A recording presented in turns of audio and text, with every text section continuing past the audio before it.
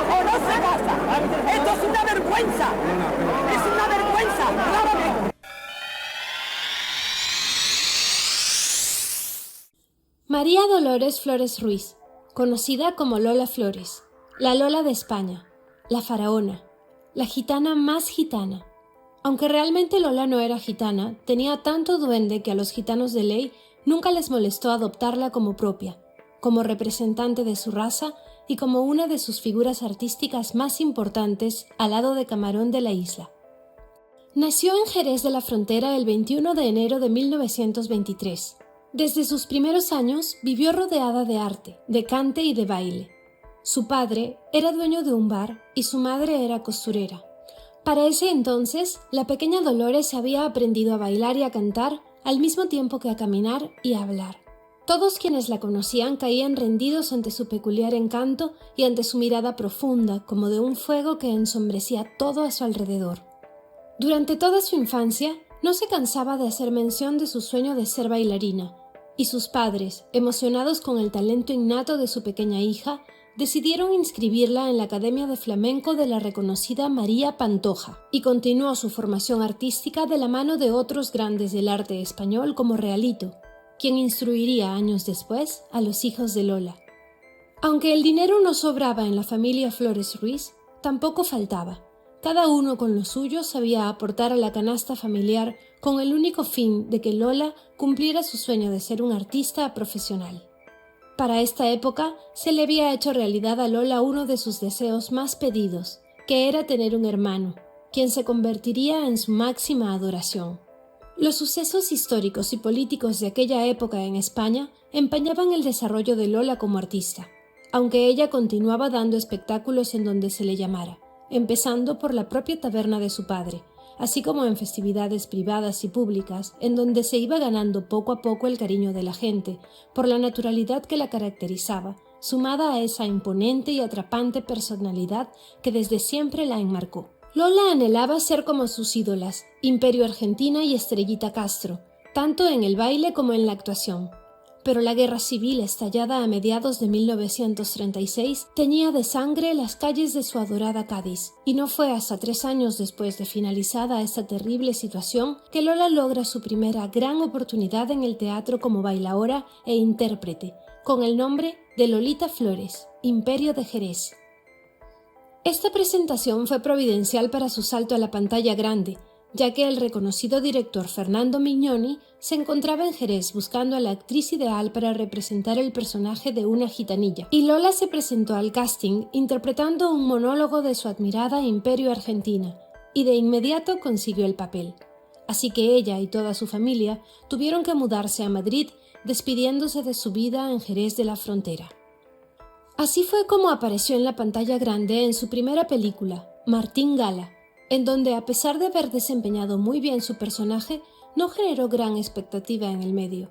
Sin embargo, Lola continuó con su preparación artística de la mano de consagrados exponentes del arte flamenco, tales como el maestro Quiroga, una de las figuras más importantes de la época.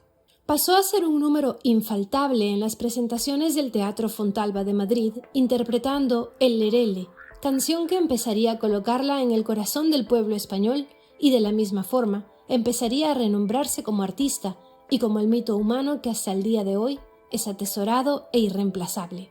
Para inicios del año 1943, Lola tenía espacios abarrotados en teatros de Madrid, y a la par artística estaba el conocido cantaor Manolo Caracol, a quien la misma Lola pidió contratar para que trabajara con ella. La pareja encendía la leyenda que tanto aclamaba el pueblo. La pasión que derrochaban en el cante y en el baile era inigualable. De la misma forma se vivía fuera de los escenarios. Lola interpretaba canciones populares que pasaban a ser reconocidas gracias a ella, como es, por ejemplo, La Zarzamora. Su calidad teatral se aprovechó y se llevó a los cines, y la pareja alimentaba la ansiedad del público por conocer sus vidas, luciéndose en distintas juergas hasta el amanecer. Lola no llegaba a los 20 años y acababa de perder a su hermano, justo en el inicio de su ascenso. Sin embargo, no se detuvo en ningún momento. Siempre estaba dispuesta para darle a su gente lo que ellos pedían. Cantaba hasta con la voz rota, bailaba de día y de noche, y amaba sin miedo. Parecía tenerlo todo. Su carrera despegaba sin descanso. A pesar de haber finalizado escandalosamente su relación con Caracol, continuó realizando algunas películas junto a él y llevaron profesionalmente sus encuentros laborales. Pero a Lola le hacía falta algo. Ella anhelaba casarse, tener hijos, formar una familia y hacerle honor a la ley gitana, a la que, aunque no pertenecía de sangre, cumplía con respeto. El éxito le sonreía. Madrid ya no era suficiente para su arte. El mundo tenía que conocerla, y los empresarios más renombrados de la época lo sabían.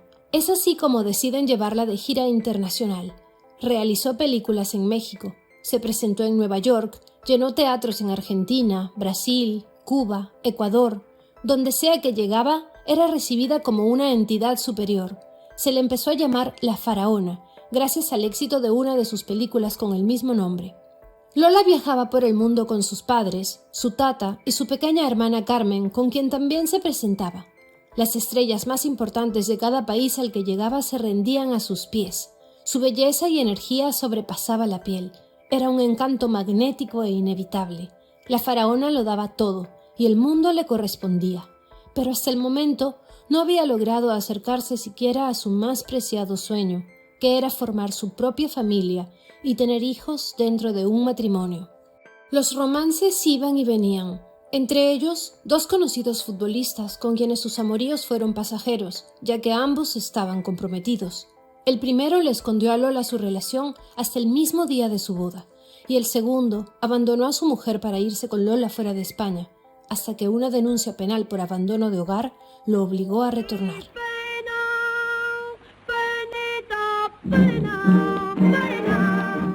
Lola sufría en público y el público estaba ahí para ella. Jamás le dieron la espalda. El éxito le seguía siendo fiel, y las películas y los escenarios la tenían en el pilar de sus rankings. Y finalmente, su sueño de toda la vida parecía empezar a hacerse realidad. Luego de algún tiempo de romance, en el año 1957, Lola contrae matrimonio con Antonio González, un músico gitano conocido como el Pescailla, el padre y creador de la rumba catalana, con quien además de pareja sentimental, también formaban una pareja de cante y baile llena de poderío y sabor flamenco. Aunque la boda fue un episodio cargado de drama por ser Antonio un gitano de ley que se estaba casando con una mujer a pesar de tener una hija con otra, la boda se logró sin contratiempos, y al poco tiempo de casados nació Lolita, la primera hija de la familia González Flores. Lola era totalmente plena. Su vida artística no se detenía. Continuaban las filmaciones, las giras, las presentaciones, y el amor se multiplicaba con la llegada de su segundo hijo Antonio y su tercera hija Rosario. Las fiestas para los bautizos fueron impresionantes, bajo el más grande lujo gitano, incluyendo a la realeza española de la época y a los más grandes representantes del arte internacional. Los años 60 empezaban a cambiar el mundo del arte. La situación política de España también influenció en este cambio, y la copla folclórica ya no era una sensación como en los inicios de su carrera. Pero Lola sabía reinventarse una y otra vez. Pasó a la televisión sin dejar el cine, continuaba en los escenarios con estilos novedosos que sorprendían y encantaban. Se dice incluso que Lola fue la precursora del rap en español. Detrás de la graja una tinaja con 25 mujeres. Sus hijos empezaban a crecer y a desarrollarse con muchísimo talento en la música y otras artes, mientras Lola y Antonio habían decidido separarse como pareja laboral. Él se quedó con la familia, mientras ella seguía viajando, grabando, creando. Así pasaron muchos años en donde Lola siempre tenía algo novedoso para resaltar.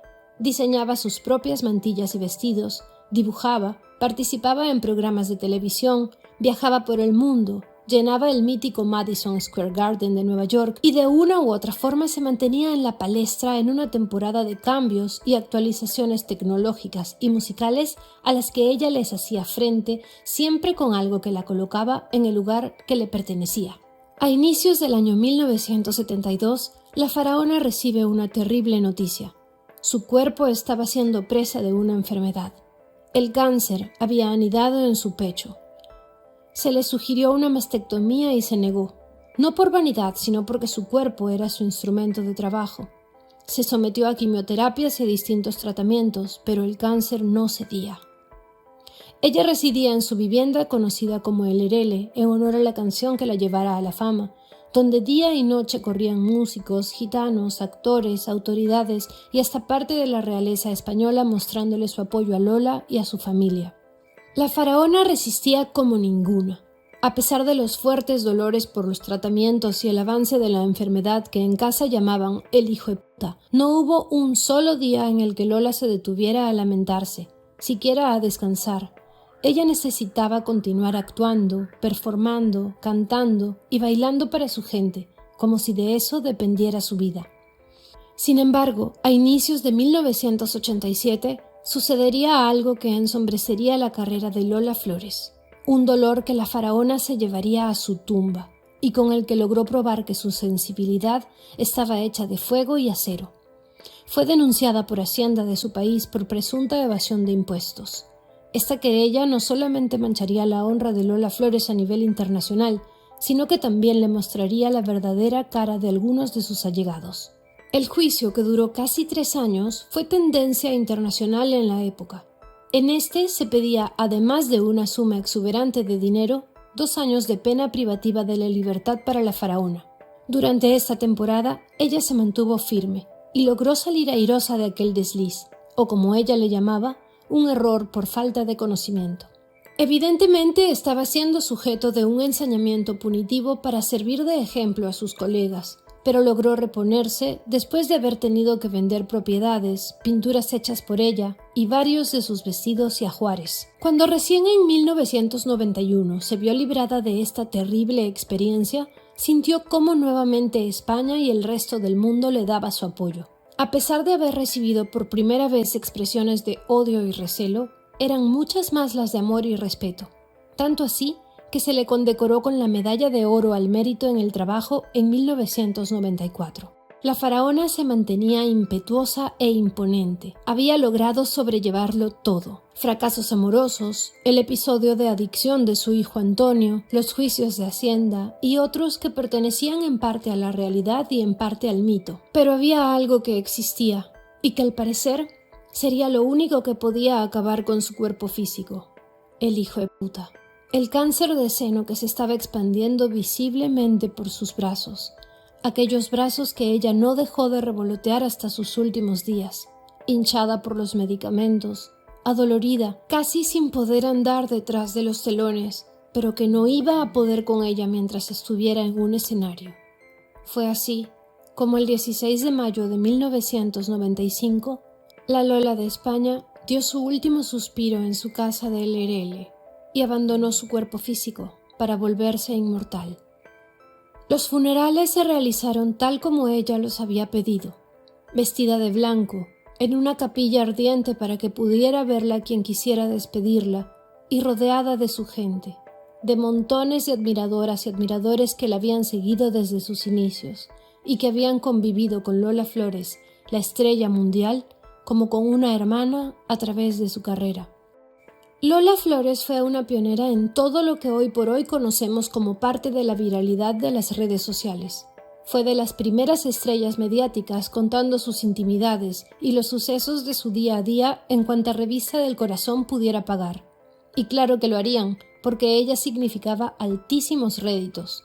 Incluso tuvo especiales en televisión dedicados a su biografía contada por ella misma. Condujo programas en donde hablaba con sus amigos invitados como si estuviera en su casa del Erele. Fue la primera en mencionar lo que hoy conocemos como el crowdfunding cuando tuvo el lío con Hacienda. Y también fue una pionera en estilos musicales, como con su introducción al rap en Cómo me las maravillaría yo. Dejó a su marido a cargo de la familia para seguir trabajando y proveer al hogar. Era una respetuosa de las comunidades vulnerables como la LGTBIQ+, y se dedicó con devoción al pueblo y a la cultura gitana. Y todo el cielo gitano recibió la puñalada. Sangre en Tuvo una boutique en donde vendía sus propios diseños. Fue una mujer abierta en su sexualidad. Habló de abortos, de prostitución, de amores, de drogas. También es cierto que aunque se llamaba apolítica, tuvo un contacto cercano con el régimen dictatorial de su época. Pero, a pesar de eso, nunca nadie estuvo más cerca de la gente que ella. Daba a manos llenas a quien lo necesitara, sabía el valor de su trabajo y daba la vida por ello. Pocos días antes de su muerte, participó en la grabación de un especial, y hasta el día de hoy, sus frases célebres se repiten en todas las redes sociales y en el recuerdo colectivo no solo de España, sino del mundo. Lola se fue con las ganas de interpretar un papel dramático, fuera de ese personaje en el que la habían encasillado, pero era demasiado grande para que ojos mortales pudieran entenderla.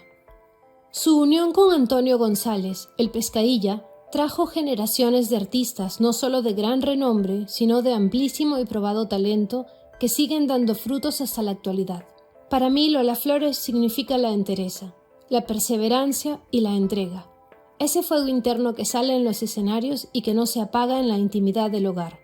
Es cierto que la coyuntura política de su época necesitaba artistas que enaltezcan la España del pueblo, de las coplas y la tradición, pero también es cierto que no ha habido ni habrá una artista más grande y querida que ella, capaz de poseer tal magnetismo que se salía de todo límite y que donde pisara hacía nacer los colores. Lola Flores sigue viva en la tradición, pero también sigue siendo una influencia para una generación que ni siquiera había nacido cuando ella ya se había ido. Hoy, cerca a celebrar el centenario de su nacimiento, podemos decir que Lola es y será eterna e inmortal.